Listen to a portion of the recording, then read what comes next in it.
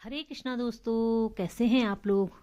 और एक बार फिर से आप सभी लोगों का मेरे चैनल पर हार्दिक स्वागत। तो दोस्तों, आज सुनाऊंगी मैं आपको उत्पन्ना एकादशी की कथा।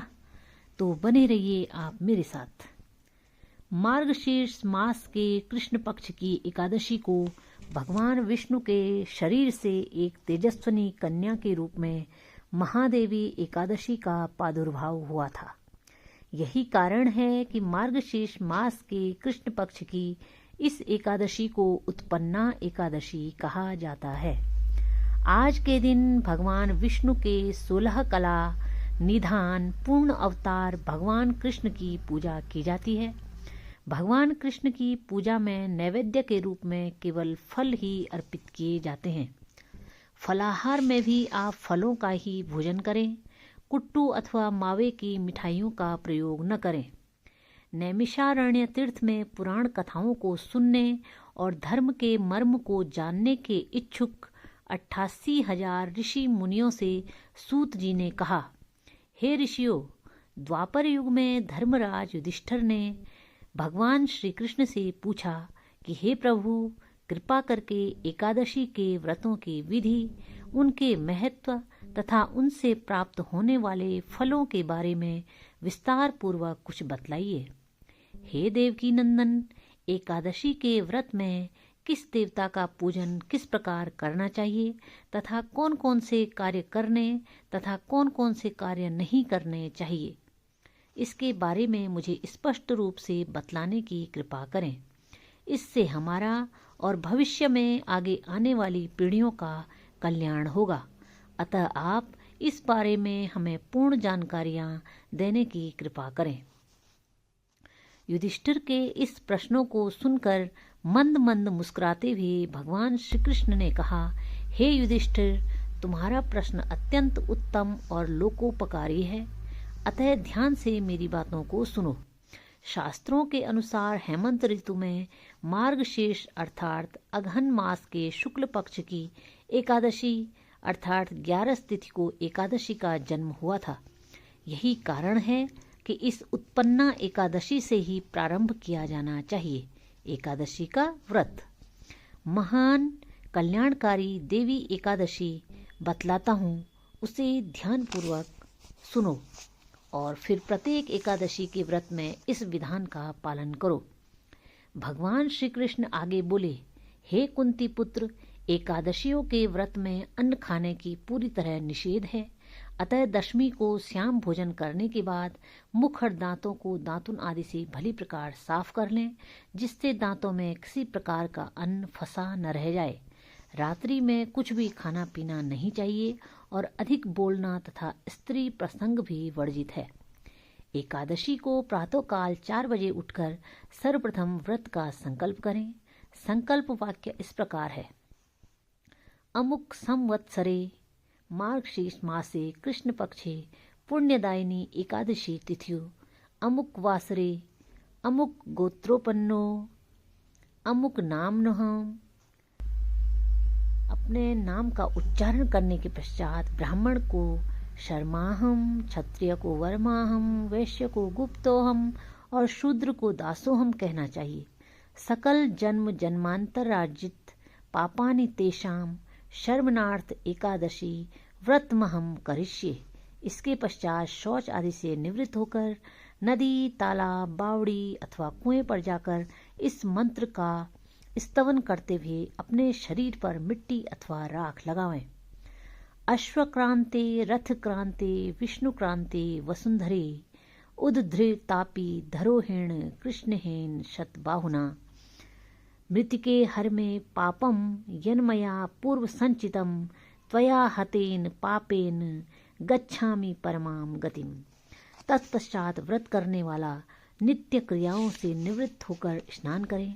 यह एकादशी का पवित्र व्रत चोर, पाखंडी, परनारीगामी, निंदक, मिथ्याभाषी और किसी भी पाप करने वाले पुरुष व स्त्री को नहीं करना चाहिए और न ही एकादशी व्रत करने वालों को ऊपर बताए दुर्गुणों वाले व्यक्तियों से बात करनी चाहिए। यदि भूल से ऐसे लोगों से वार्तालाप हो भी जाए तो प्रायश्चित के रूप में भगवान सूर्यदेव के दर्शन करने से पाप दूर हो जाता है।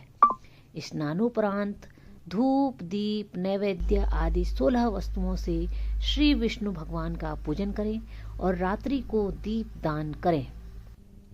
यह श्रेष्ठ कर्म सच्चे हृदय से भक्ति तथा श्रद्धा से युक्त होकर करना चाहिए। रात्रि में सोना तथा स्त्री प्रसंग करना वर्जित है। एकादशी की समस्त रात्रि भजन, कीर्तन, मनन, सत्संग आदि करना चाहिए। पहले कभी जाने या अनजाने में जो पाप हुए हैं उनके लिए प्रभु से क्षमा प्रार्थना करनी चाहिए। गुणी और धर्मात्मा स्त्री पुरुषों को चाहिए कि कृष्ण पक्ष तथा शुक्ल पक्ष दोनों ही पक्षों की एकादशियों को समान समझें। ऊपर लिखी विधि के अनुसार एकादशी व्रत करने वाले भाग्यशाली पुरुष व स्त्री मनचाहा फल प्राप्त करते हैं। शंखोद्वार तीर्थ में स्नान करने के पश्चात श्री भगवान विष्णु के दर्शन करने से जो फल प्राप्त होता है वह एकादशी व्रत के 16वें भाग के भी समान नहीं है, ऐसा शास्त्रों का मत है। व्यतिपात के दिन दान करने से लाख और संक्रांति में दान करने से पुण्य से 4 लाख गुना पुण्य फल एकादशी व्रत से प्राप्त होता है। सूर्य चंद्र ग्रहण में कुरुक्षेत्र में स्नान करने से जो फल प्राप्त होता है वही फल एकादशी के व्रत से प्राप्त होता है। अश्वमेध यज्ञ करने, 1000 तपस्वियों को 60 वर्ष तक भोजन कराने तथा पंडितों और ब्रह्मचारियों को भोजन कराने से भी 1000 गुणा पुण्य कन्यादान तथा भूमिदान करने से होता है। उससे 100 गुना पुण्य विद्यादान करने से प्राप्त होता है और विद्यादान से 100 गुना पुण्य भूखों को भोजन कराने से प्राप्त होता है। अन्नदान से ही देवता और पितृ दोनों ही तृप्त होते हैं, पर एकादशी के व्रत का पुण्य होता है। एकादशी के व्रत का प्रभाव देवताओं को भी दुर्लभ है। रात्रि को जो प्राणी भोजन करते हैं उन्हें एकादशी व्रत का आधा फल प्राप्त होता है तथा दिन में एक बार भोजन करने वाले को उसका भी आधा फल प्राप्त होता है, परंतु निर्जल व्रत रखने वालों को जो पुण्य फल प्राप्त होता है उसका वर्णन करने में देवता भी असमर्थ हैं।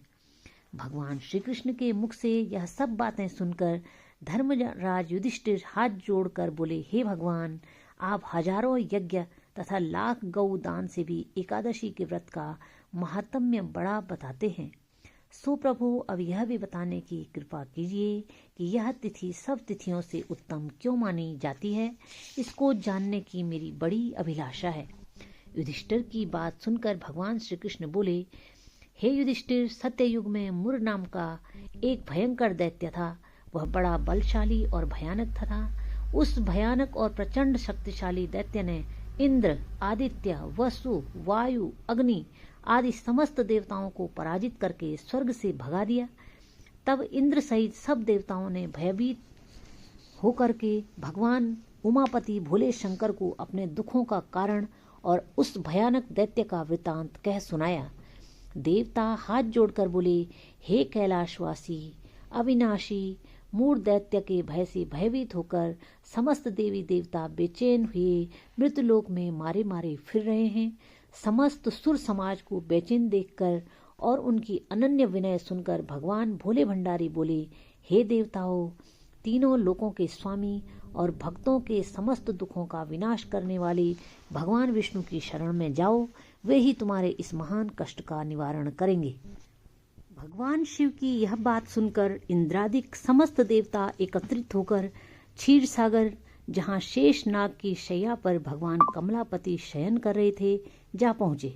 वहाँ पहुंचकर भगवान विष्णु को सोते देखकर सभी देवता हाथ जोड़कर और नतमस्तक होकर स्तुति और विनती करने लगे। देवताओं ने कहा, हे शंख, चक्र, गदा, पद्म तथा वनमालाओं से अलंकृत देवाधिदेव, हे देवताओं द्वारा स्तुति करने योग्य आपको कोटि कोटि प्रणाम। हे सुर नर मुनि जन की रक्षा करने वाले महाप्रभु, आपको बारंबार नमस्कार है। हे दया के धाम प्रभु, आप हमारी रक्षा कीजिए। दैत्यों से भयभीत होकर हम आपकी शरण आए हैं। आप ही इस समस्त ब्रह्मांड के कर्ता, धर्ता और माता पिता हैं। आप ही उत्पत्ति और पालन कर्ता तथा संहार करने वाले और सबको शांति प्रदान करने वाले हैं। आकाश और पाताल भी आप ही हैं। आप ही हम सबके पितामह, सूर्य, चंद्र, अग्नि, वायु, ब्रह्मा, हव्य, कव्य, मंत्र, तंत्र, यज्ञमान, यज्ञ कर्म, कर्ता और भोक्ता भी आप ही हैं। आप सर्वव्यापक हैं। आपके अतिरिक्त चर अचर कुछ भी नहीं है। हे महाप्रभु, दैत्य मूर ने हमें पराजित करके स्वर्ग से भगा दिया। हम सब देवता इधर उधर मारे मारे फिर रहे हैं। सो हे मधुसूदन, आप उन दैत्यों से हम सब की रक्षा कीजिए।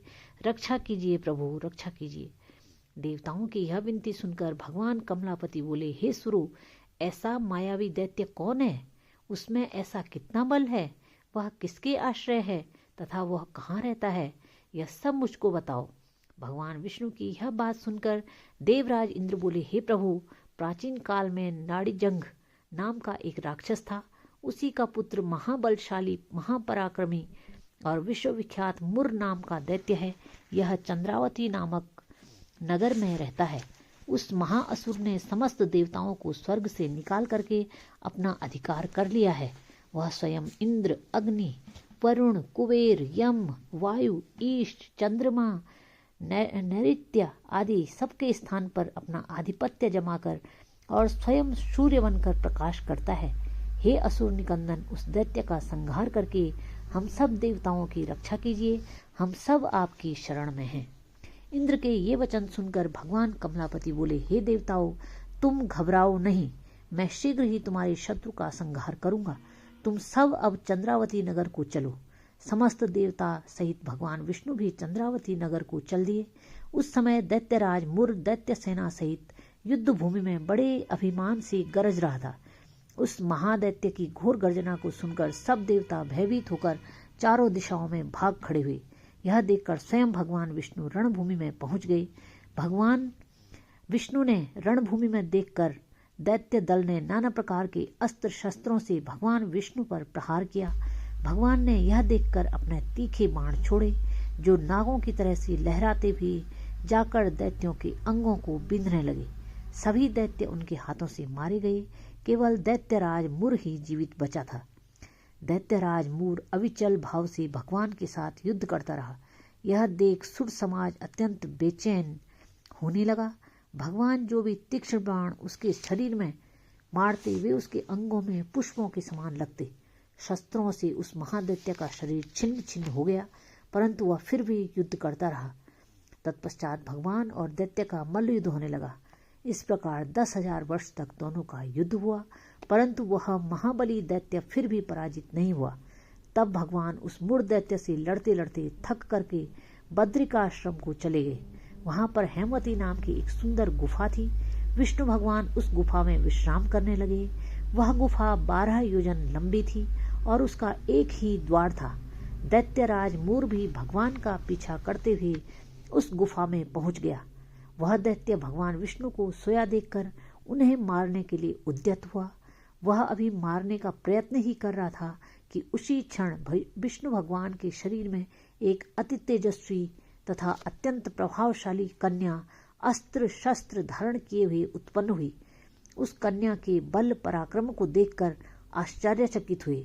मूर उसके साथ युद्ध करने लगा। उस कन्या के युद्ध कौशल, पराक्रम तथा वीरता को देखकर दैत्य ने विचार किया कि इस कन्या को इतना भयानक युद्ध करना किसने सिखाया है? यह तो बड़ा भयंकर युद्ध करती है। वह भी विचार कर ही रहा था कि उस प्रभावशाली देवी ने एक ऐसा बाण मारा कि दैत्यराज का रथ टूटकर नीचे गिर गया। देवी ने उसके अस्त्र शस्त्रों को काटकर टुकड़े टुकड़े कर दिए। अब वह भयानक दैत्यराज मुर मल्ल युद्ध करने लगा, परंतु देवी ने धक्का मारकर उसे मूर्छित कर दिया। जब वह दैत्य मूर्छा से जागा तो उस कन्या ने उसका सिर काट डाला। इस प्रकार वह दैत्य तो पृथ्वी पर गिरकर मृत्यु को प्राप्त हो गया और बाकी दैत्य भयभीत होकर पाताल लोक को भाग गए। जब भगवान विष्णु की निंद्रा टूटी तो उन्होंने मुर दैत्य के कटे हुए सिर तथा दोनों हाथ जोड़कर खड़ी हुई एक कन्या को देखा। भगवान उस कन्या से पूछने लगे, हे देवी, जिस दैत्य के भय से इंद्रादिक सब देवता भयभीत होकर स्वर्ग को छोड़कर भाग गए, उसको किसने मारा है? वह कन्या कहने लगी, भगवान, जब आप निंद्रा में थे तब वह दैत्य आपको मारने के लिए उद्यत हुआ। उस समय आपके शरीर से उत्पन्न होकर मैंने इस दैत्य का वध किया है। यह सुनकर भगवान बोले, हे देवी, तुमने इस दैत्य को मारकर देवताओं का महान उपकार किया है, अतः तुम इच्छानुसार वर मांगो। तब वह देवी बोली, भगवान, यदि आप मुझको वरदान देना चाहते हैं तो यह दीजिए कि जो मेरा व्रत करे उसके सब पाप नष्ट हो जाएं और वह अंत में मोक्ष को प्राप्त हो। रात्रि को भोजन करने वाले को आधा फल, जो एक बार भोजन करे उसको भी आधा फल। जो मनुष्य भक्तिपूर्वक मेरे व्रत को करे वह निश्चय ही आपके लोक को प्राप्त हो। जो कोई मेरे व्रत को एक बार भी भोजन न करे और उसको धर्म, धन और मुक्ति प्राप्त हो। भगवान ने कहा, हे कल्याणी, ऐसा ही होगा। मेरे और तुम्हारे भक्त एक ही होंगे और वे जीवन में सभी सुखों को प्राप्त करेंगे तथा अंत में मेरे लोक को प्राप्त होंगे। क्योंकि तू एकादशी को उत्पन्न हुई है, अतः तेरा नाम एकादशी होगा। तुम मुझको सब तिथियों से प्रिय हो, इस कारण तुम्हारे व्रत का फल सभी तीर्थों से अधिक फलदायी होगा। भगवान के ऐसे उत्तम वचनों को सुनकर वह देवी अत्यंत प्रसन्न हुई। भगवान विष्णु ने आगे कहा, हे युधिष्ठिर, सब व्रतों में एकादशी व्रत का फल सर्वश्रेष्ठ है। एकादशी व्रत करने वालों को मैं मोक्ष पद देता हूँ, उसके शत्रुओं का नाश एवं समस्त विघ्नों को नष्ट करता हूँ। यह मैंने एकादशी की उत्पत्ति का सब वृत्तांत बतलाया है। एकादशी पापों को नष्ट करने वाली तथा सिद्धि देने वाली है। जो मनुष्य इस एकादशी महात्म्य को पढ़ता है, सुनता है, उसको विश्वमेध यज्ञ का फल प्राप्त होता है। वह करोड़ों वर्ष तक विष्णु लोक में वास करता है और वहां भी उसका पूजन होता है। जो मनुष्य एकादशी महात्म्य के चौथाई भाग को पढ़ता है उसके सभी पाप नष्ट हो जाते हैं। वैष्णव धर्म के समान अन्य कोई धर्म नहीं है और एकादशी व्रत के समान दूसरा व्रत नहीं है। तो भक्तों, कैसी लगी आपको उत्पन्ना एकादशी व्रत की कथा? अगर अच्छी लगी हो वीडियो तो चैनल को सब्सक्राइब कीजिए, लाइक कीजिए, शेयर कीजिए और कमेंट्स कीजिए। फिर मिलते हैं ऐसे ही अच्छी वीडियो के साथ अगले ब्लॉग में। तो दीजिए मुझे इजाज़त और वीडियो को करते हैं विराम। हरे कृष्णा कृष्ण कृष्ण हरे हरे, हरे राम राम राम हरे हरे।